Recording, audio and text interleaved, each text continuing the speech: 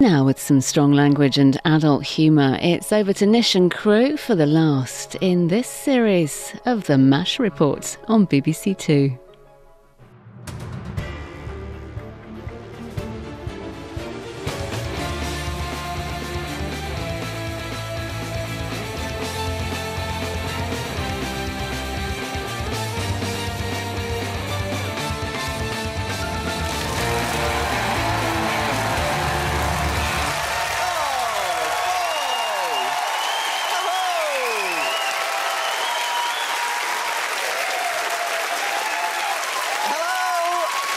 Welcome to the MASH Report, and listen, it's been a hell of a week. Labour leader Jeremy Corbyn was urged to release his Stasi file after allegations arose that he briefed a Czechoslovakian spy during the Cold War. These claims have been thrown into doubt by the absence of any actual facts, and the man who made them also claimed to have organised Live Aid and that he knew what Margaret Thatcher would wear every day. The first claim, mad. The second, pointless. Margaret Thatcher wore a blue suit every day.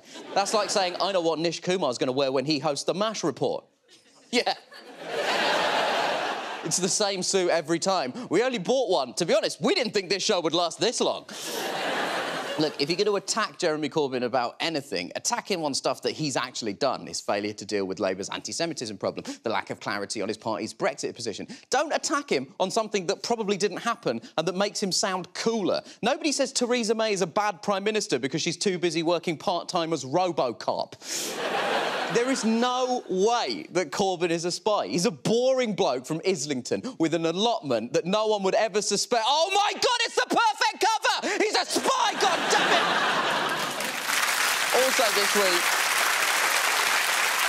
this week, there was great news for the romantics amongst us. UKIP leader Henry Bolton was ousted from the party and he got back together with his girlfriend, who caused controversy when she was found to have sent racist texts about Meghan Markle. You know what? It's a tale as old as time. Boy meets girl, girl sends inflammatory text message, boy breaks up with girl, boy loses no confidence vote, boy loses second no confidence vote, boy loses leadership, boy gets back together with girl, and they both live racistly ever after. And now over to the MASH News Desk for the latest headlines.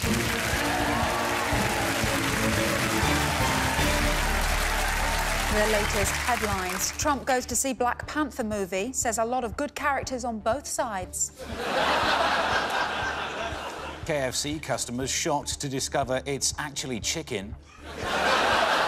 And man who looks at porn most nights, worried about what his kids are up to on the internet. But first, a couple who watched an extremely tedious televised awards ceremony have no idea why they did it. Stephen and Laura Malley still cannot understand why they spent nearly 3 hours watching actors verbally toss each other off. Honestly, I don't know how it happened. We just put the telly on, but instead of Emmerdale, it was a room full of people in suits. I just kept thinking, why is there a funeral on telly? I would have preferred a funeral. Yeah, nothing happened. I mean, they clap a bit and go up some steps and they get given a like thing a or whatever. metal thing, and they say, oh, thanks very much. And there's a tall, posh lady made a joke. No, that was Tom Hiddleston. Was it? Anyway, somehow, we watched it all. All of it. The time just disappeared. It was like we'd been abducted by a UFO, except it was very boring. Actors, sorry, but they really are just a bunch of vain, attention-seeking wankers. I mean, last night, he congratulated me on making a very good lasagna, but I didn't film it and then put it on the telly. No, you did put a picture of it on Facebook, didn't you? Yes, I did. It got 15 likes. Actually, I got 18. Yeah.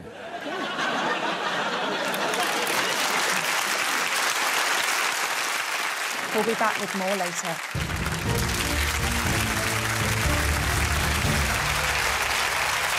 Now, let's go over to the social media wall for Rachel Parris. Thank you, Nish. Now, there has been a lot of coverage recently about how young people are a bunch of weak, entitled snowflakes. Millennials are entitled, they're lazy, they're weak, they're the me generation. And of course, they spend all of their money on avocados, which is a sort of savoury pear that costs the same amount as a house. Now, many of the accusations of snowflakery centre upon people who find everything offensive. Non-Mexicans wearing sombreros, the sitcom Friends, opinions about transgender issues, and of course we shouldn't be shutting down free speech, even when it's deemed distasteful. Of all human rights, the right to offend people is one of my absolute favourites. For example, shut up, Nish, you tedious lefty ball bag.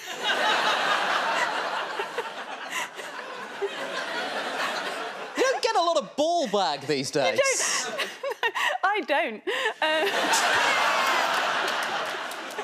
But the snowflake accusation is also being used to discredit anyone who worries about equality or looks to improve the lot of humans. Like Lily Allen. She was branded Snowflake of the Year by The Telegraph for crying over unaccompanied children in Calais being abandoned by the British government. Crying in the presence of a small homeless child? How weak is she, the compassionate twat? Am I right, Nish? No. Most recently, students who have spoken out about gun control in the wake of the mass shooting at the school in Florida have been attacked on Twitter for being snowflakes. That's actually one of the survivors being called a snowflake. The argument goes that if you complain about horror, injustice or inequality, then you're self-pitying and pathetic. Only this week, Matthew Parris in The Times said that the Me Too movement was about self-pitying and gaining victim status. Matthew moaned that too much of the media was devoted to women moaning too much, and we know this because he moaned about it in The Times and then moaned about it in The Spectator and finally moaned about it on Radio 4. That is a man who needs a safe space. You see, there is a determined campaign to conflate people being a bit squeamish about offensive ideas and language with people legitimately demanding change. And the truth is, history is absolutely littered with dreadful snowflakes. Martin Luther King was a famous hand-wringing liberal who got all hysterical about the persecution of black people in America. He had a dream about little kiddies playing together. Stop dreaming and do some bloody work, you hipster.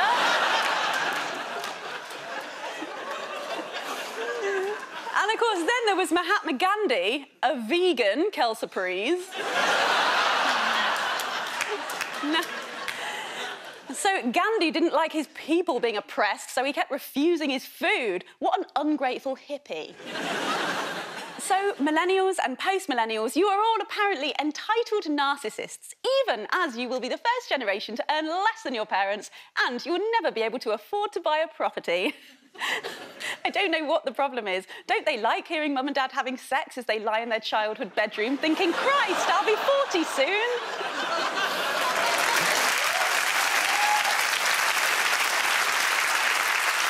So entitled. Well, millennials, you're entitled to sort out climate change too. Good luck with that. And soz. So is it that young people today are just young people? I mean, idiots, obviously, but also courageous, passionate, keen to make the world a better place. Let's give the last word to Emma Gonzalez, a young millennial who attended the school where 17 students and teachers were shot dead last Wednesday. Every single person up here today, all these people should be at home grieving. But instead, we are up here, standing together because if all our government and president can do is send thoughts and prayers, then it's time for victims to be the change that we need to see.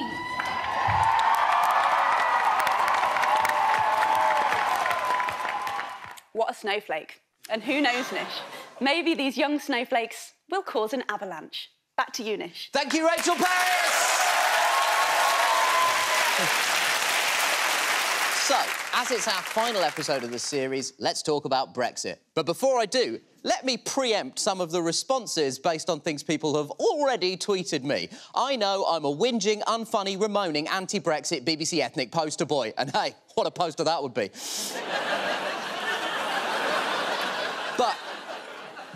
bad luck, Anita Rani. But I just have one key question about Brexit.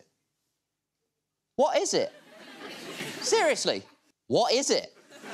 It's just that it's happening in just over a year and we don't really know what it involves. In the lead-up to the referendum, Brexiters were very clear on what it would mean. They claimed EU membership cost us money and by leaving we were freeing up cash, as explained in this helpful advert from the Vote Leave campaign. Let's imagine what else this money could buy. State-of-the-art hospitals, hundreds of new schools, pioneering health and scientific research. We could build new roads and improve the railways, expand regional airports, and we could lower taxation.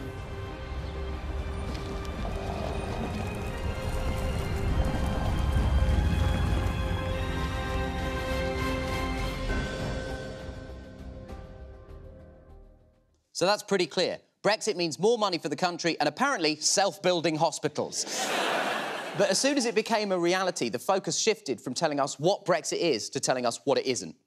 Brexit isn't going to mean the end of the world. This is not, in any sense, the moment that Britain steps back from the world. It's not about returning to some autarkic 1950s menu of spam and cabbage and liver. But that doesn't work. You can't go on Mastermind and be asked, what's the capital of Iceland? And reply, I'll tell you what it isn't, Vin Diesel. No way is that guy the capital of Iceland. Maybe it's easier to say what it isn't, because Brexiteers can't agree on what should happen. And as a side note, we need to stop using the word Brexiteer as an insult. It sounds like Musketeer and makes them sound too cool. It's like if I found out people were calling me Brown Panther, I'd be like... Oh, no, I'm so furious. Oh, who made that? That's annoying. We still have no idea what to do about several key areas: the economy, immigration and the Irish border. So, let's take a look at each one. On the economy, we're still uncertain about trade agreements with the EU. Also, Boris Johnson has claimed we'll receive a Brexit dividend of £100 million a week for the NHS. But forecasts from David Davis's department indicate that every version of Brexit will leave the UK poorer. But who to believe? It's between a man who once had two women wear a T-shirt saying, "It's double D for me," or a man who was clearly jealous of the first man's awesome T-shirts. And as for immigration, hard Brexiters want a severe clampdown. But this week, Michael Gove has called for more migrant workers to help British farmers pick fruit. After a summer which has seen a lack of seasonal workers, farmers have said that more migrants are needed and described the situation as mission critical, which sounds like a gentler version of Mission Impossible, where Tom Cruise gets a job picking strawberries in Wiltshire. And as for Ireland, in December, there was a provisional agreement on regulatory alignment between Northern Ireland and the Republic of Ireland because of the fear that the return of a hard border could cause a resumption of violence. And no one wants to endanger the peace process. Or at least you'd think so. Kate Hoey, prominent Labour Brexiter and fan of the show, hi Kate, and Daniel Hannan, MEP and the inspiration for the film Boss Baby, have spent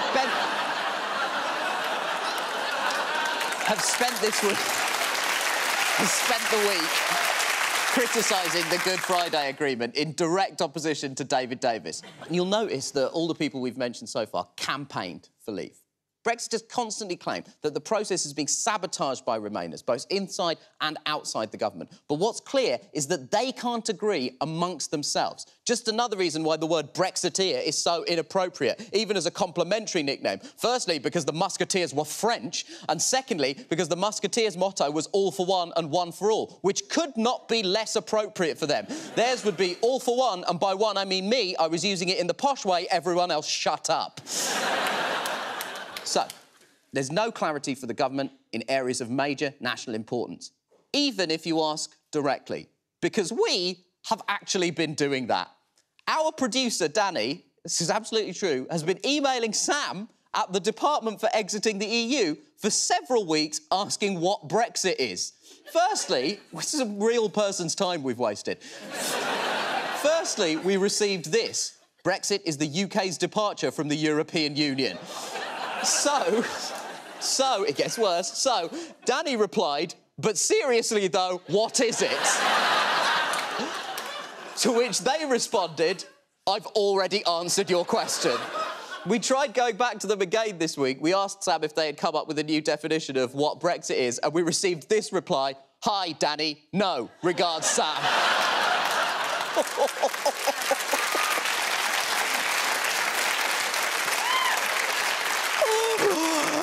Ouch! Not even kind regards. I thought we were talking to the Department for Exiting the EU, not the Department for being as cold as ice. Look, regardless of which way you voted, it is imperative that we have some idea of how this is all supposed to work. So we're going to try asking again but on a broader scale. This advert will be available on social media, and if you, like us, are worried about what Brexit involves, please feel free to share it around. Brexit is the UK's departure from the European Union. But what the hell does that mean? What happens to Ireland? Will there be a hard border or a soft border? Or will we snap off Northern Ireland and stick it to the Lake District?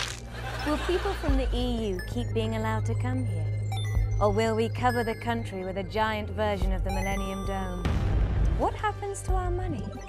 Will it be available for schools and hospitals? Or will it all just catch fire? Please tell us. We're scared. Brexit. For fuck's sake, someone tell us what it is.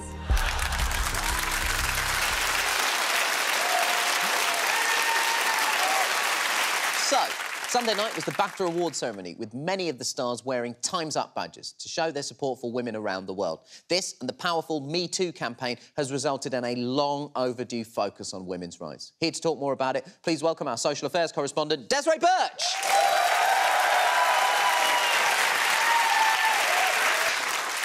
Hi, Nish. So, Desiree, with all the stuff that's been going on over the last couple of months, how are things for women? Well, we're okay, I guess. On the one hand, there is gender inequality and sexual assault. But on the other hand, Spice Girls are getting back together. And I, for one, am excited about living in a world where a 42-year-old woman can still be referred to as baby.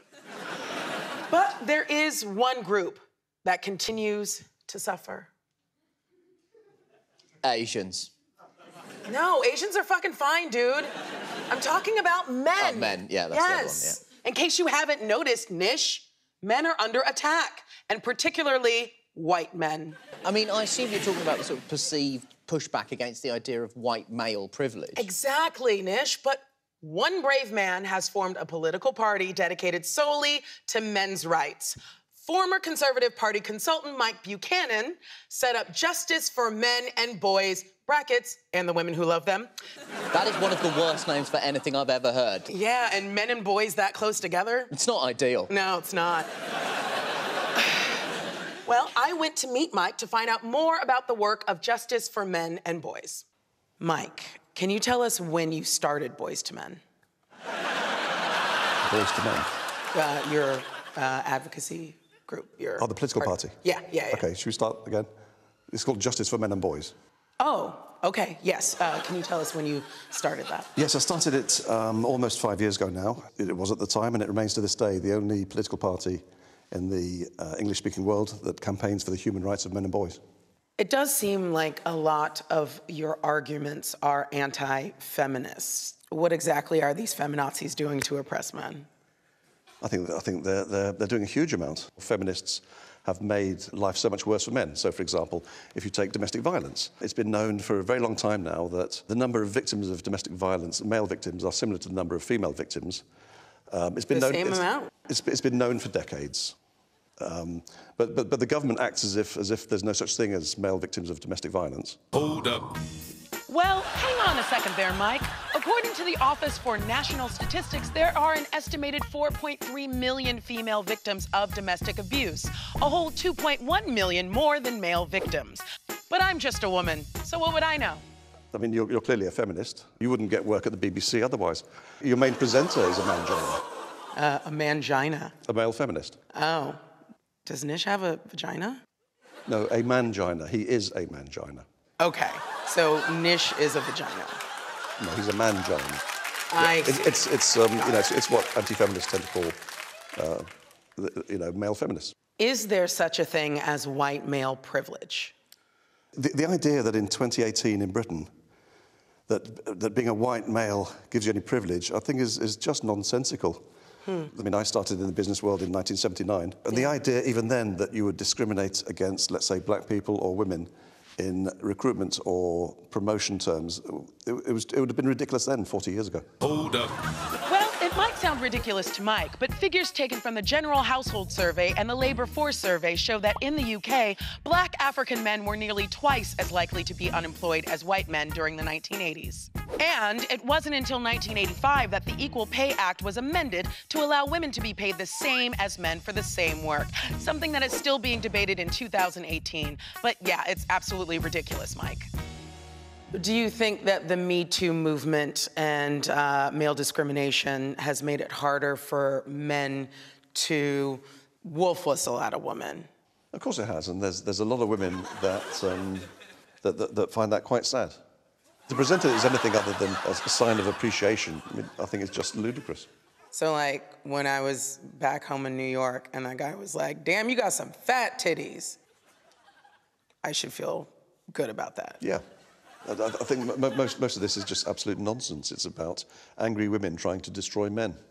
Yeah, a lot of real angry bitches out there. Well, that's not the terminology we'd use, but yeah.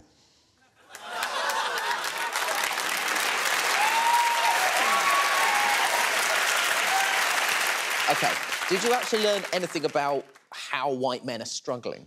What I learned from Mike is that as a black woman, I can't possibly understand what it's like to be oppressed, to have people be sexist against you, or to be turned away from jobs.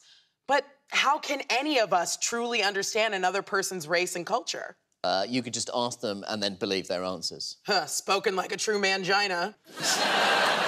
No, Nish, you go undercover, like this woman did in the Channel 4 documentary, My Week as a Muslim.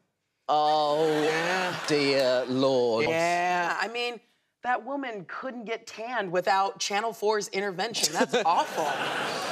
So I took a leaf out of their book and went undercover. No, Desiree, you didn't. You're welcome, Nish, I did.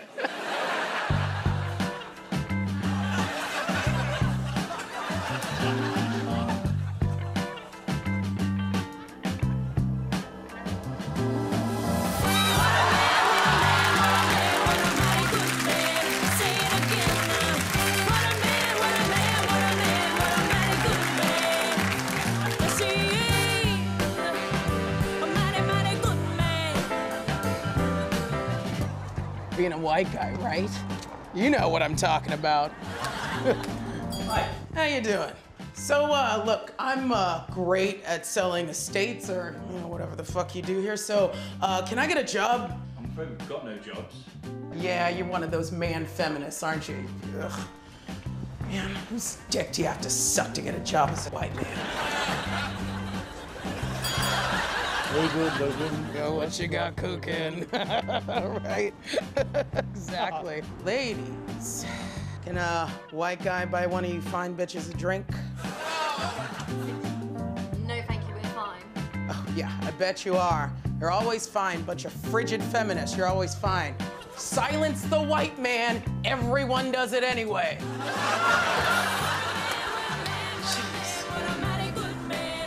Walking around talking to these bitches all the time. This dick on for nothing. I just... Stop looking at me!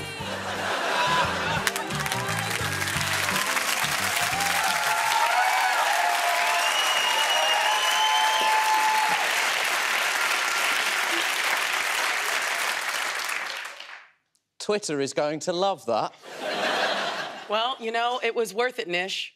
For the white man. Ladies and gentlemen, Mr. Desiree Burch! Since the EU referendum result, a lot of Labour supporters have been critical of the party's position on Brexit, with some even threatening to leave the party over their stance.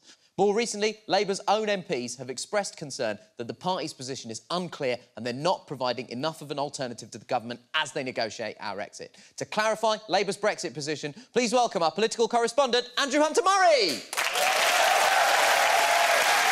Thank you. Shut it, Nish. Oh, I wasn't speaking. Don't play dumb with me, pretty Tony. Nish, it's perfectly clear to you as it is to me that I've become an investigative reporter. Emphasis on investigative. Why are you standing up? It's what they do. You've not seen the Washington Post, Nish? Do you mean the film The Post? Yeah. Have you seen that film? I think I've made it clear I haven't seen that film.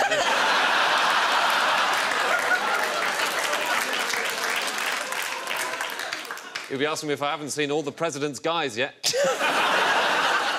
For a while now, I've been investigating Labour's position on Brexit. A position so Byzantine, so ambiguous, it required a proper, hard-boiled detective. You see? Sorry, wait, are you a detective or a reporter? I don't know what's going on. Crap, Kumar. My investigation led me to Chris Williamson, Labour MP and Corbynista-in-Chief. Here he is talking Corbyn up on Question Time. In my humble opinion, Jeremy Corbyn is the best leader that the Labour Party has ever produced and will be the greatest Prime Minister this country's ever seen. Because he will have a reform agenda. What is this pose? It's another tough nuts investigative journalist pose, Nish. I mean, in fairness, I can see your tough nuts. I got him, Nish. Got him for a late-night powwow. Roll the VT. It's been 18 months since the referendum, and I'm still no wiser of Labour's position on Brexit. On the single market, they're confused. On freedom of movement, they're split. Where were the goddamn answers? For the last 6 months, I've been building a case, tracking the key players to try and solve this political puzzle. I needed someone to squeal, but the big cheeses were running scared. Luckily, there was one guy with big enough balls to face me. Dedicated Corbyn foot soldier, Chris Williamson. But he had no idea what he was letting himself in for. I'm Andrew Hunter f***ing Murray, and I'm gonna get some answers. First things first, do you know why you're here? I think you want to find about Labour's position on Brexit. Yeah, I do. Because I'll tell you something, Chris. Your position on Brexit is this. Ah. It's a bloody mess. No, you've not been paying attention. It's a bloody mess. Well, Chris. listen, I can help you with our position on Brexit. It's very, very clear. Yeah? Yeah. Well, I'm going to put some simple questions to you. I'd appreciate some straight answers. Well, I'll try my best. OK, let's do it. OK, go for it. Chris, you seem like a very reasonable guy. I don't want to go all Tommy Toughnuts on you, but let me quote you something your colleague Dawn Butler said. She told Sky News that we will be in the single market for as short a time as possible, but for as long as necessary. Later the same month, she said that Labour wanted to stay in for as short as necessary, but as long as possible. Well, listen, what we're simply saying is... that, well, what's that? Listen, all I can tell you is that we want tariff-free access to the single market and a bespoke EU-UK customs union to protect jobs. How can you retain the benefits of something if you're outside it? That is like standing outside an Adele concert, still expecting to hear the music perfectly. And frankly, right now, Chris, I am outside in the pissing cold and I cannot hear Rolling in the Deep. Well, I'm sorry about that, but I'm doing my best to tell you what our position is. It just doesn't seem to be sinking in. Someone's mugging me off, Chris. Who is it? Is it you? Is it Corbyn? Is it everybody? Well, it's certainly not me, and it's certainly not Jeremy either. So why do I feel like a mug? Ask your mum.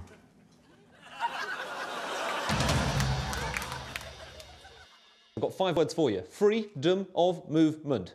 Everyone travelling around, living where they like, very nice. I've got a timeshare in Alicante, I love it. What's Labour's position?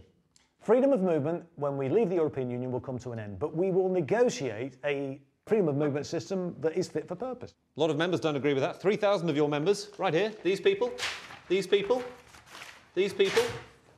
They've all signed a petition saying keep freedom of movement. You've got MPs inside your party campaigning to keep freedom of movement. They've got strong views. All I'm hearing is blah, blah, blah, Chris. My bullshit meter is off the charts. Well, I'm sorry about that, but that's their view, and they're entitled to that view, and they're entitled to campaign for that view. You guys seem to have been giving a lot of big answers and simultaneously dodging the questions. I don't think that's fair. That is fair. It's like I don't know what I'm hearing anymore. If I ask you, do you prefer creme de menthe or Baileys, I probably wouldn't get a straight answer out of you. I don't like either. Right. Would you excuse me for just a second?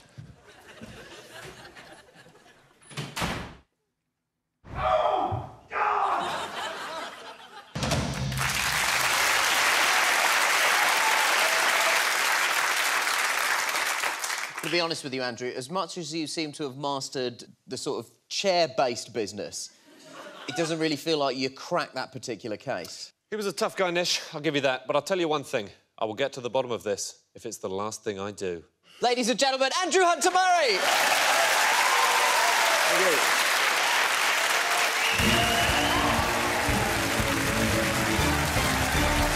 The closing headlines. A family who gave up plastic have found it impossible to give up being smug bastards. BAFTA judges moved by tender, heartwarming story of woman who shags a fish. And grey-haired, dead-eyed morning Wetherspoons drinker, only 28. But first, sheepdogs have angrily condemned a glass ceiling in the workplace after it emerged that no sheepdog has ever made the transition to shepherd. Veteran sheepdog Tinker staged a dirty protest in the back of his shepherd Subaru after his boss/owner responded to his attempts to throw some herding ideas into the mix by shutting him up with a biscuit. However, shepherds have denied a pro-human bias. I'm all in favour of dogs being shepherds. But you need to be able to hold a sheep if you're treating it for parasites, don't you? How are you supposed to do that with paws? All right, call me politically incorrect if you like, but if you don't have thumbs, you can't hold a sheep, erect an electric fence, you certainly can't drive a van. Found that out. Try getting my dog Tinker to do my tax return. No, absolute disaster. 500 quid fine. That's all from us.